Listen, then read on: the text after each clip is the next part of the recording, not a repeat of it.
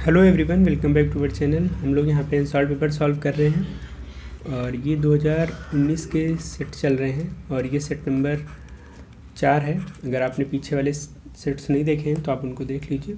चलो स्टार्ट करते हैं। पहला क्वेश्चन है, इनडायरेक्ट स्पीच में चेंज करना है। He said to his teacher comma inverted comma sir will you not teach me tomorrow.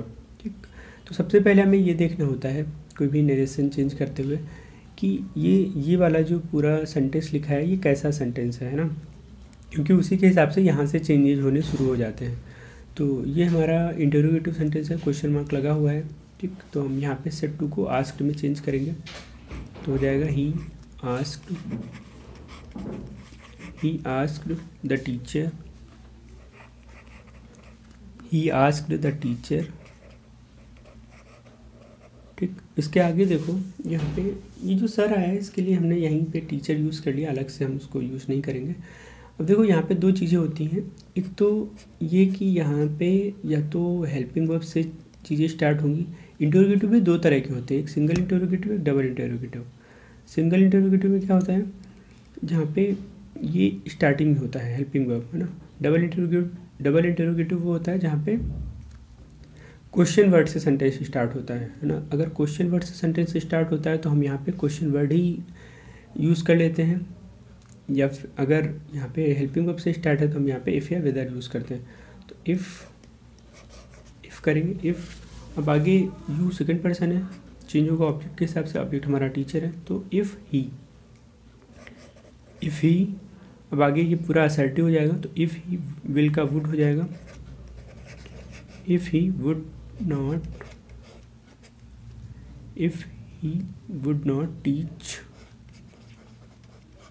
Teach. अब मी फर्स्ट पर्सन का ऑब्जेक्टिव केस है, फर्स्ट पर्सन चेंज होगा सब्जेक्ट के हिसाब से। सब्जेक्ट हमारा ही है तो ही के हिसाब से हिम हो जाएगा।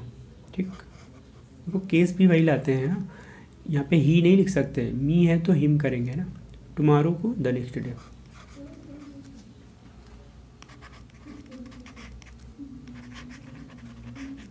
इस तरह से चेंज हो जाएगा। चलो अगला सेंटेंस देखते हैं। अगला लिखा हुआ है, the old man said to the boy comma inverted comma do not disturb me while I am working. ठीक है, तो ये हमारा इम्परेटिव सेंटेंस है ना, पता चल रहा है। तो इम्परेटिव में सेड टू अलग अलग भाव के हिसाब से चेंज होता है, आर्डर, रिक्वेस्ट, एडवाइस, है ना। लेकिन यहाँ पे डू नॉट डिस्टर्ब मी कहा जा रहा है तो एक तरह से दो चीज़ें इसमें यूज़ की जा सकती हैं। एक तो एडवाइस यूज़ कर सकते हो, अगर आपको लग रहा है सलाह दी जा रही है कि मुझे डिस्टर्ब मत करो जब भी मैं काम कर रहा हूँ, है ना। अगर आपको लग रहा है मना किया जा रहा है तो फिर फॉरबिड से बना लो। तो करेंगे द ओल्ड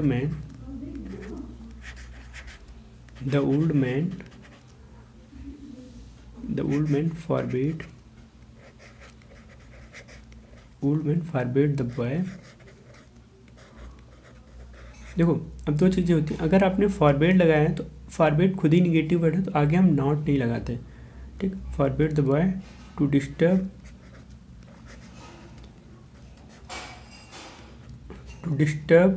अब मी फर्स्ट पर्सन है, सब्जेक्ट के हिसाब से चेंज होगा। सब्जेक्ट हमारा द ओल्ड मैन, तो to disturb him while I, फिर से फर्स्ट पर्सन सब्जेक्ट के हिसाब से तो ही हो जाएगा व्हाइल ही वाज वर्किंग। इस तरह से हो जाएगा। ठीक है, अब देखो एक चीज़ और यहाँ पे साथ में देख लो। मान लो अगर यहाँ पे हम लोग फॉरबिड ना करते, है ना, यहाँ पे ये फॉरबिड ना करते, एडवाइस करते, तो फिर हमें यहाँ पे नॉट टू से बनाना पड़ता है ना। नॉट मतलब लगाना पड़ता, लेकिन अभी फॉरबिड लगा दिया। फॉरबिड खुद ही निगेटिव वर्ड है, उसका मतलब ही है मना करना, तो दो बार नॉट हम नहीं यूज़ करेंगे, तो यहाँ पे नॉट नहीं होगा। आगे होगी बात समझ में। चलो आगे बढ़ते हैं। अगला क्वेश्चन है, कंबाइन करना है दो को। तो पहला क्वेश्चन है, the thief was caught, the police return to the police station. चोर जो है वो पकड़ा गया था और जो पुलिस थी वो पुलिस स्टेशन वापस आ गई थी। सिंपल में बनाना है इसको, तो सिंपल बनाने के लिए हम लोग देखो इसको प्रेजेंट पार्टिसिपल से बना सकते हैं। प्रेजेंट पार्टिसिपल आप जानते हो V1 और ING वाले फॉर्म को हम प्रेजेंट पार्टिसिपल कहते हैं। तो बना सकते हैं आफ्टर, यहाँ पे एक काम होता है दूसरा साथ में चलने लग जाता है ना। आफ्टर कैचिंग, या आफ्टर हटा भी सकते हो, after catching the thief, after catching the thief the police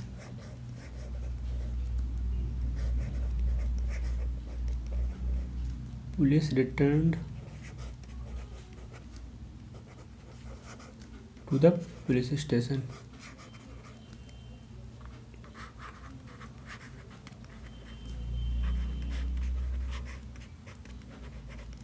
ठीक है, इस तरह से इसको सिंपल में बना लेंगे। अगला है you have put the ornaments somewhere please show me the place. You have put the ornaments somewhere, तुमने ऑर्नामेंट्स कहीं पे रखे हैं, please show me the place, मुझे वो जगह दिखाओ। ऑर्नामेंट्स समझते हो? ऑर्नामेंट्स होता है आभूषण जिसको कहते हो ना, गहने आभूषण। तो इसको कॉम्प्लेक्स में बनाना है, तो कॉम्प्लेक्स हम बना लेंगे।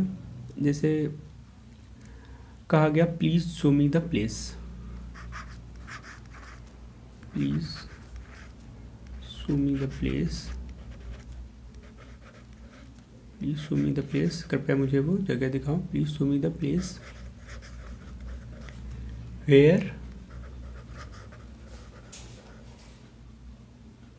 यू हैव पुट द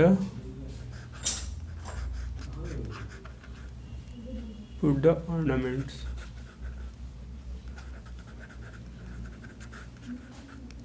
ठीक है, इस तरह से हो जाएगा।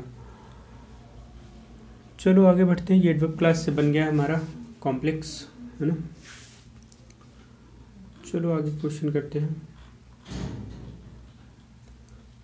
आगे इनको ट्रांसफॉर्म करना है और पहला सेंटेंस है हमारे पास, did the hunter shoot the lion. इसको हमें पैसिव वॉइस में चेंज करना है, did the hunter shoot the lion. तो देखो ये हमारा टेंस कौन सा है, पास्ट इंडेफिनिट में लिखा हुआ है ना। पास्ट इंडेफिनिट में आपको पता है वाज एवर पैसिव वॉइस में हम करते हैं, तो इसको करेंगे वाज। अब ऑब्जेक्ट हमारा लॉयन है, was the lion, was the lion. अब देखो इतना हो गया, अब हमें वर्ब लानी है। अब देखो ये कौन सी वर्ब है, वर्ब की मतलब कौन सी फॉर्म है, फर्स्ट फॉर्म है ना, V1 है। सूट मतलब फायर वगैरह करना। देखो ये जो सूट लिखा है, यही सूट वो वाला भी सूट है, जैसे मूवी वगैरह होती है ना सूट, ये फर्स्ट फॉर्म है। और सेकंड फॉर्म होती है शॉर्ट, SHOT, और थर्ड क्या होती है, शॉर्ट। ठीक, अब हमें यहाँ पे कौन सी यूज़ करनी है, यहाँ पे हमें थर्ड यूज़ करनी है, क्योंकि हम इसका पैसिव बना रहे हैं, तो हो जाएगा short. Was the lion shot by the hunter. ठीक, इस तरह से हो जाएगा। और इसी की ING वाली फॉर्म शूटिंग होती है ना, वो वाली शूटिंग जो मूवी की होती है वो भी शूटिंग ही होती है, उसको भी हम शूटिंग बोलेंगे। आगे है very few games are so popular as cricket. इसको कंपैरेटिव में चेंज करना है, मतलब बहुत कम ऐसे गेम्स हैं जो इतना पॉपुलर है जितना कि क्रिकेट। तो ये हमारा पॉजिटिव डिग्री में लिखा है, कंपैरेटिव कर लेंगे। जैसे कहा गया क्रिकेट से स्टार्ट करनी। देखो पैटर्न होता है इसका सीधे सीधे, है ना, वही उसी पैटर्न पे बनते हैं, कुछ अलग से नहीं किया जाता है। क्रिकेट इज़ मोर लगाएंगे क्योंकि कंपैरेटिव है। Cricket is more popular than many other. देखो वेरी फ्यू है तो मेनी अदर करते हैं।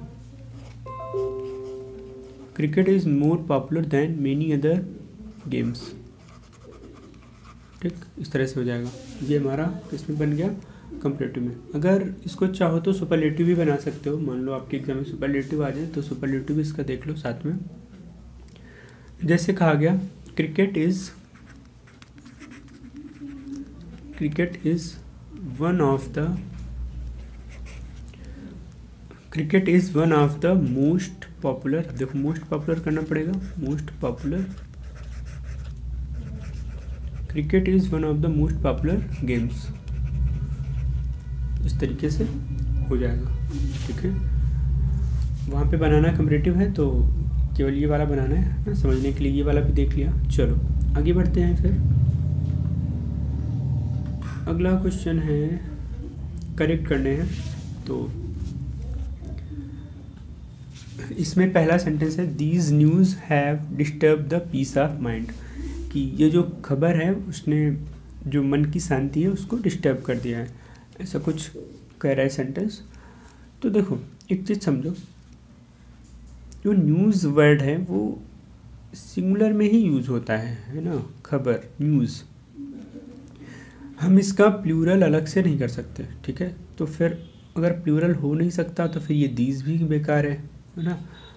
तो इसको करेक्ट करेंगे हम, हो जाएगा दिस न्यूज़।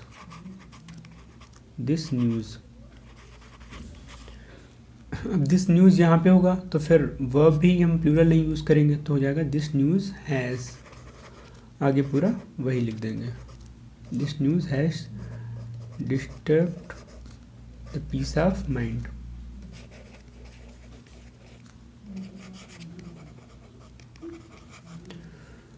इस तरह से बना लेंगे। चलो अगला है, it is I who is your best friend. It is I who is your best friend, वो मैं हूँ जो तुम्हारा सबसे अच्छा दोस्त है, तुम्हारा बेस्ट फ्रेंड मैं हूँ, ऐसा कुछ कहना है। अब देखो एक चीज़ यहाँ पे ये समझो, जब भी ये रिलेटिव प्रोनाउन आता है हु, है ना, इसके बाद जो वर्ब आती है वो इसके एंटेसिडेंट के हिसाब से आती है। एंटेसिडेंट मतलब समझते हो, उसका मतलब होता है पूर्ववर्ती, है ना, एंटेसिडेंट। तो इसके हिसाब से हमें ये लानी होती है वर्ब। अब ये अगर आई है तो आई के लिए हम क्या लाते हैं, एम, ना कि इज़। तो यहाँ पे सेंटेंस हो जाएगा सही, it is I who am your best friend. ठीक, it is I who am your best friend. देखो बोलने में लग रहा होगा थोड़ा अजीब है ये, it is I who M कैसे हो गया ना, लेकिन यही सही होता है, अजीब नहीं लगना चाहिए। देखो अब इसी में एक बात और समझो, मान लो यहाँ पे ही होता तो हम उसके हिसाब से यहाँ पे इस कर देते, यहाँ पे दे होता तो फिर हम उसके हिसाब से यहाँ पे आर कर देते, कुछ भी ऐसा होता तो हम इसी के हिसाब से कुल मिला के यहाँ पे चीज़ें यूज़ करेंगे। आगे है being a cold night I stayed in my house, मतलब ठंडी रात होने के कारण मैं अपने घर पे रुका था, ऐसा कुछ है। तो देखो ये अकेला बीइंग से स्टार्ट नहीं होता है, पैटर्न होता है इट बीइंग, है ना, it being a cold night, ये एक ठंडी रात थी, आगे पूरा वही रहेगा, है ना, तो सही हो जाएगा। चलो आगे देखते हैं। आगे है आई एम ग्रेटफुल, जैसे इट इज़ रेनिंग होता है वैसे ही मान लो, है ना, I am grateful for you to your kindness. I am grateful मतलब होता है आभारी, कह सकते हो, कृतज्ञ। I am grateful for you to your kindness, मैं आपकी दयालुता का आभारी हूँ, ऐसा कुछ कहना है। तो देखो ग्रेटफुल टू समबडी होता है, ग्रेटफुल टू समबडी या समथिंग होता है, तो यहाँ पे जो फॉर लिखा है ये गड़बड़ है, तो इसको सही करेंगे, आई एम ग्रेटफुल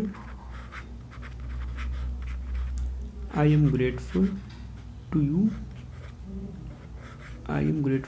अब देखो यहाँ पे grateful to somebody for something होता है, ठीक, तो टू की जगह फिर से हम फॉर यूज़ करेंगे। I am grateful to you for your kindness, ठीक, आगे पूरा वैसे ही रहेगा। चलो आगे देखते हैं। आगे इडियम फ्रेजेस के मतलब बताने हैं। तो पहला है बाई लीप्स एंड बाउंस, तो इसका मतलब होता है वेरी क्विकली मतलब जैसे कह सकते हो बहुत तेज़ी से कोई काम हो, है ना। तो जैसे हिंदी में दिन दोगुनी रात चौगुनी जिसको कहते हो, है ना, ये वही है बाई लीप्स एंड बाउंड्स। तो इसको अगर लिखना चाहें तो लिख सकते हैं very quickly.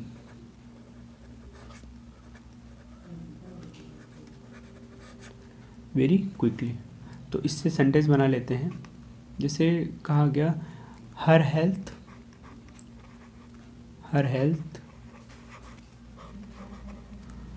Has improved, her health has improved in leaps and bounds, by leaps and bounds, है ना, बाई लीप्स एंड बाउंड। ठीक, उसकी जो हेल्थ है वो बहुत तेज़ी से इम्प्रूव हुई है, ऐसा कुछ कहना है। अगला सेंटेंस है टू कम टू टर्म्स। अगला इडियम है टू कम टू टर्म्स। इसका मतलब होता है एग्रीमेंट करना, कह सकते हो, है ना, समझौता करना, समझौता करना। तो इससे सेंटेंस बना लेते हैं। जैसे कहा गया, दूसरा है इससे, जैसे कहा गया he came in terms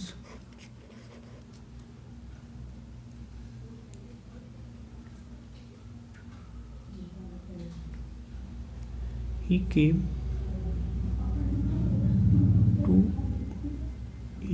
to terms, है ना,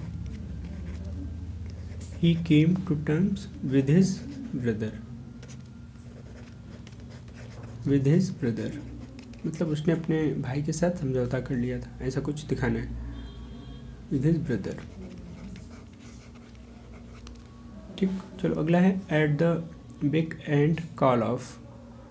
इसका मतलब होता है, जैसे कह सकते हो कि कोई ऐसा जो हमेशा आज्ञा मानने के लिए तैयार हो, है ना, ऑलवेज रेडी टू ओबे, है ना, हमेशा आज्ञा मानने के लिए तैयार रहना, इसका मतलब होता है।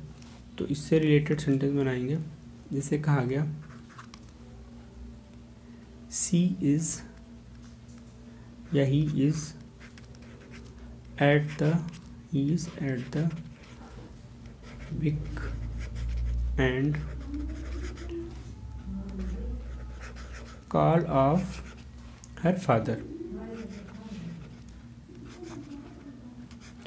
मतलब ये कि वो अपने पिता की आज्ञा मानने के लिए हमेशा तैयार रहती है ना, ऐसा कुछ कहा गया। अगला है ब्रिंग आउट। अब ब्रिंग आउट का मतलब क्या होता है?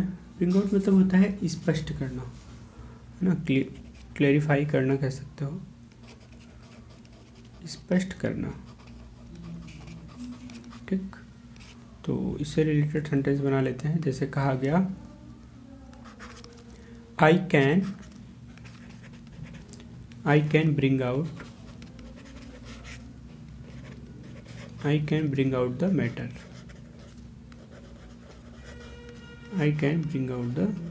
matter, यानी कि मैं इस मैटर को स्पष्ट कर सकता हूँ।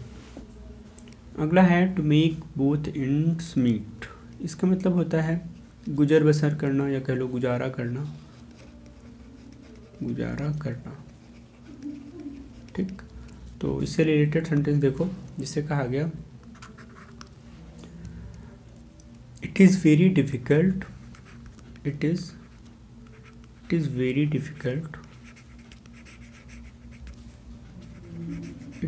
Difficult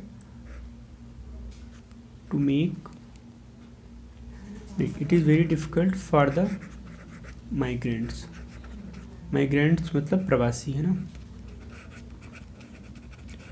It is very difficult for the migrants to make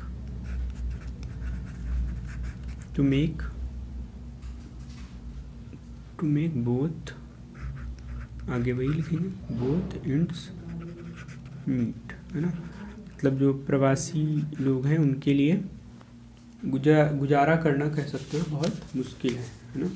इस तरह से हो गया। चलो फिर आगे देखते हैं। मतलब समझ आ गए होंगे आपको सबके, है ना।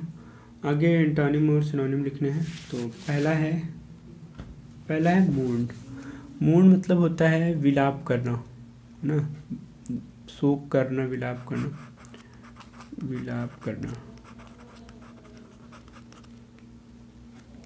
तो एंटोनिम लिखना है तो लिख सकते हैं जैसे डिलाइट ना, आनंदित, डिलाइट। या फिर प्लीज़ भी कर सकते हैं, है ना, प्लीज़।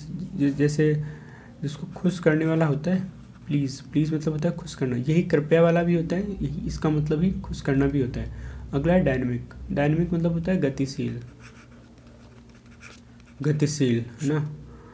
तो इसका एंटोनिम लिखना है तो स्टैटिक यूज़ कर सकते हो, स्थायी जिसको कहते हो, है ना, स्टैटिक। स्टैटिक यूज़ कर सकते हो या फिर इनएक्टिव भी कह सकते हो, इनएक्टिव, है ना, मतलब जो एक्टिव ना हो। अगला है ब्लंट। ब्लंट जैसे ब्लंट का मतलब धारहीन कह लो, है ना, धारहीन। तो इसका एंटोनिम हो जाएगा शार्प, मतलब तेज। ये लोगों के लिए भी यूज़ होता है जो बहुत शांत रहते हैं, है ना, उनके लिए भी यूज़ कर सकते हो। आगे है सिनोनिम लिखने हैं। तो पहला है नेफेरियस। तो इसका मतलब होता है बहुत ज़्यादा दुष्ट टाइप का, है ना, दुष्ट, ठीक। तो इसका सिनोनिम लिख सकते हैं जैसे कहा गया क्रिमिनल, क्रिमिनल, या फिर विलेनियस कह सकते हो, है ना, विलेन टाइप का। विलेन से ही बना है विलेनियस, ये विलेन हो गया, ये विलेनियस, ठीक। अगला है टिमिड। टिमिड समझते हो, डरपोक जिसको कहते हो, है ना, जो साहसी ना हो। तो इसके लिए सिनोनिम साय बोल सकते हो इसको, ये भी शांत रहता है, जो चुप रहे, साय। या फिर कवर्डली बोल सकते हो, ये भी सही हो जाएगा। आगे है रेज। रेज मतलब होता है कुछ भी नष्ट करना, तोड़ना, है ना, नष्ट करना कह सकते हो या फिर तोड़ना। तो इसका सिनोनिम डिस्ट्रॉय हो जाएगा।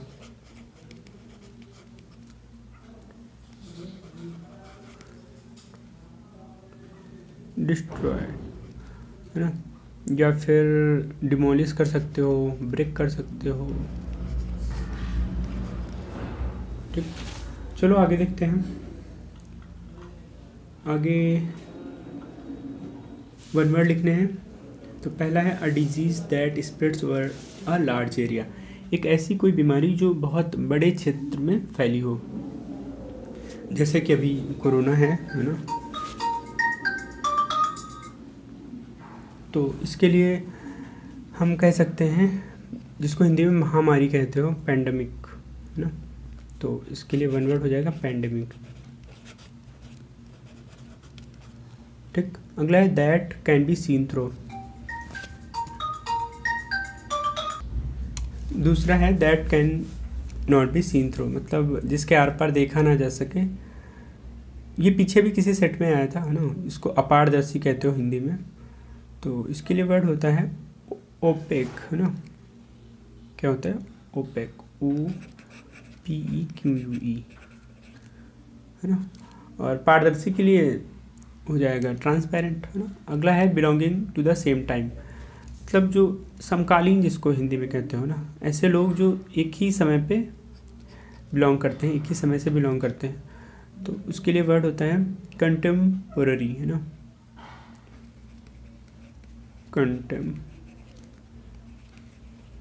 कंटेम्पोररी, है ना, हिंदी में समकालीन कहते हैं इनको, समकालीन, ठीक। आगे है इनके क्लियरली मीनिंग लिखने हैं। पहला है एसेंट, एसेंट, है ना। एक इसका मतलब होता है चढ़ाई, ना, कहीं पे चढ़ना, चढ़ाई। एक होता है ये वाला जो एसेंट है, इसका मतलब होता है स्वीकृति या स्वीकृति देना। देखो ये नाउन और वर्ब दोनों है, इसका मतलब स्वीकृति भी हो जाएगा और स्वीकृति देना भी हो जाएगा, है ना। तो सेंटेंस बना लेते हैं। पहला है एसेंट, जैसे कहा गया the ascent of mount Everest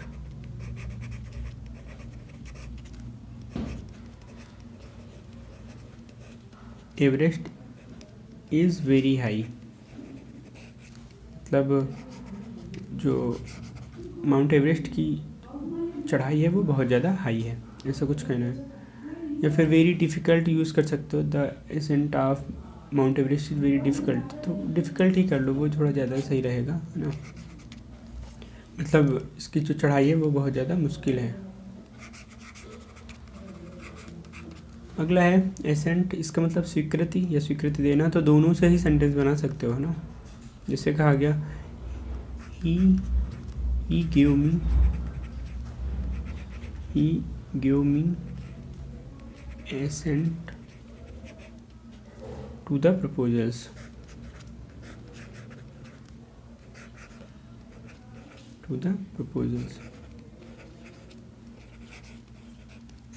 ठीक है, मतलब उसने मुझे प्रपोजल्स की स्वीकृति दे दी थी, ऐसा कुछ कहना है। तो समझ आ गया होगा, सारी चीज़ें आई होंगी समझ में। तो चलो इस वीडियो के लिए फिर यहीं रखते हैं, आगे की चीज़ें हम लोग आगे वाले वीडियो में देखेंगे। वीडियो अच्छा लगा हो तो लाइक कर दीजिए, है ना। अगर जो चीज़ ना अच्छी लगी हो कमेंट करके बता दीजिए। तो इस वीडियो के लिए यही रखते हैं, आगे की चीज़ें आगे कंटिन्यू करेंगे। बहुत बहुत धन्यवाद।